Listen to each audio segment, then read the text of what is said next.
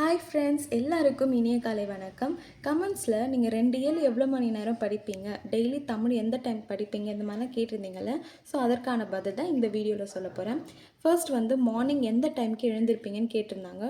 So morning வந்து நான் 4:45 இல்லைனா 4:30 இந்த டைமுக்குள்ளே தான் நான் எழுந்திருப்பேன்.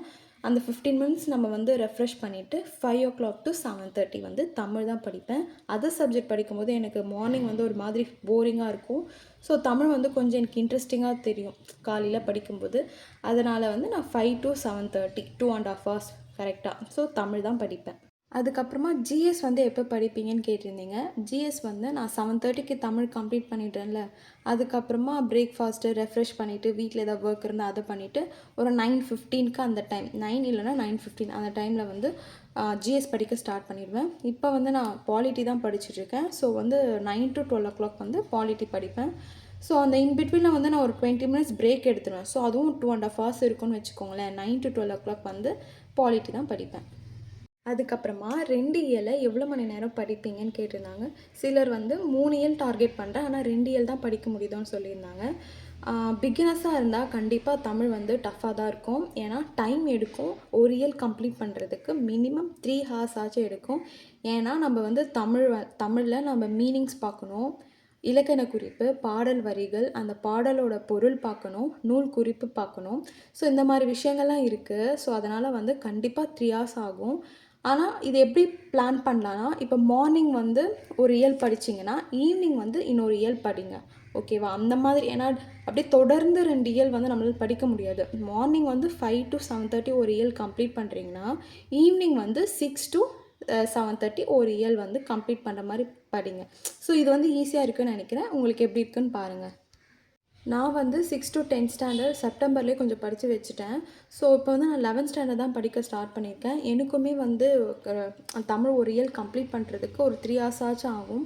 அதனால தான் நான் வந்து மார்னிங் ஒரு இயல், ஈவினிங் ஒரு இயல் இப்படி தான் நானுமே டிவைட் பண்ணி படிக்கிறேன். உங்களுக்கு இது ஈஸியாக இருந்துச்சுன்னா நீங்கள் இது கூட ஃபாலோ பண்ணிக்கலாம்.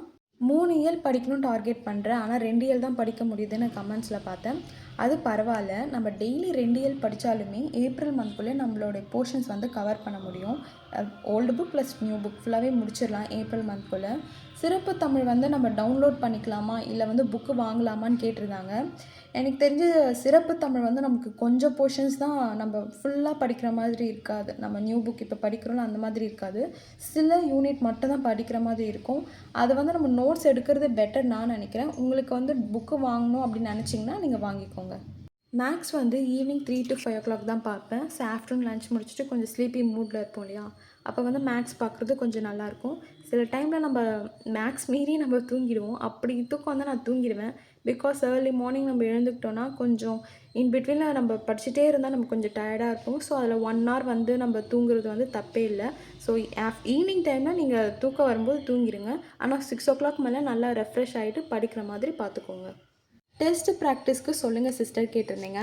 டெஸ்ட் ப்ராக்டிஸ்க்கு நான் யூடியூப் சேனல் தான் ஃபாலோ பண்ணுறேன். ஏன்னா தமிழில் வந்து ஒவ்வொரு இயலுக்குமே இல்லை ஒவ்வொரு டாப்பிக்குமே அழகாக கொஷின்ஸ் வந்து நிறைய கொஷின்ஸ் கொடுப்பாங்க. நான் அதுதான் வந்து ஃபாலோ பண்ணுறேன். Plus previous year question paper தனியாக மணி பே பண்ணி அந்த மாதிரி இன்னும் நான் டெஸ்ட் ப்ராக்டிஸ் பண்ணல. அப்படி ஒன்று ஜாயின் பண்ணால் கண்டிப்பாக உங்களுக்கு நான் இன்ஃபார்ம் பண்ணுவேன். ஸோ இந்த மாதிரி தான் நான் டெஸ்ட் ப்ராக்டிஸ் பண்ணிகிட்ருக்கேன். ஒரு நாளைக்கு எவ்வளோ சப்ஜெக்ட் படிப்பீங்கன்னு கேட்டிருந்தாங்க. ஒரு நாளைக்கு இப்போ நான் இந்த டைமிங்லேயே உங்களுக்கு தெரிஞ்சிருக்கும். Tamil, maths, current affairs, polity. So 4 subject தான் படிப்பேன். முன்ன வந்து கொஞ்சம் நானே என்னோடய ஸ்டடி பிளான் வந்து காம்ப்ளிகேட்டடாக போட்டிருந்தேன். தொடர்ந்து படிக்கிற மாதிரி 10 மினிட்ஸ் பிரேக் விட்டுட்டு திருப்பி அதர் சப்ஜெக்ட் படிக்கிற மாதிரி இந்த மாதிரி போட்டிருந்தேன்னா, ஸோ அது வந்து எனக்கு சூட் ஆகவே இல்லை. டயர்டாக தான் ஆச்சு, சூட் ஆகவே இல்லை.